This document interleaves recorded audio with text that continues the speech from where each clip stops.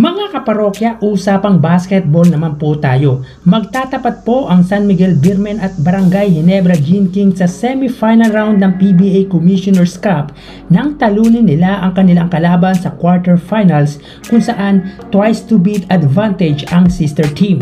Una nang pinadapa ng San Miguel Beermen ang rain or shine sa score na 122-127 na pinangunahan ni Jericho Cruz na hinirang na best player of the game kung saan kumamada ito ng 20 points. Malungkot naman na balita ito para sa tagahanga ng two-time MVP na si 1 in a million moves at big game James Yap dahil nabalita na hindi na ito pumirma ng kontrata sa kuponan ng Elasto Painter. So wala pang kasiguraduhan kung huling laro na ba talaga ni James Yap ang laban nito kontra sa San Miguel Beermen. Pinatawag naman ng Barangay Ginebra Gene Kings ang Northport Batang-Pierre sa ikalawang laro sa score na 93-106 at pinamunuan naman ang kanilang import na si Tony Bishop ang laro katuwang ang hinirang na best player of the game na si Jamie Malonzo na bumuslo ng 21 points. Magsisimula ang kanilang semi-final match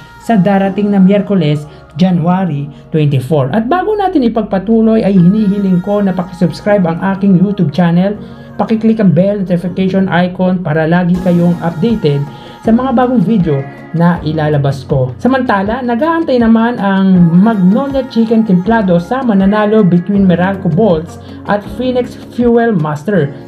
Nauna nang nakarating sa semi-final round ang Magnolia na talunin nito ang Talk and Text Tropang Texter sa score na 109-94 at si Tyler Bay ang hinirang na best player of the game na tumikada ng 41 points.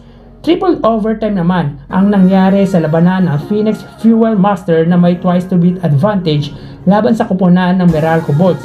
Napagtagumpayan ng Meralco ang unang laban kung saan pinagbidahan ni Bong Quinto ang laban na umiscore ng 19 points. Sa darating na linggo naman malalaman kung sino ang makakatapat ng Magnolia sa semi-final round ng 2023-2024 PBA Commissioner's Cup. Mga kaparokya, bago natin tapusin ay hinihiling ko na pakisubscribe ang aking YouTube channel at pakiclick na rin ang bell notification icon para lagi kayong updated sa mga bagong video na ilalabas ko.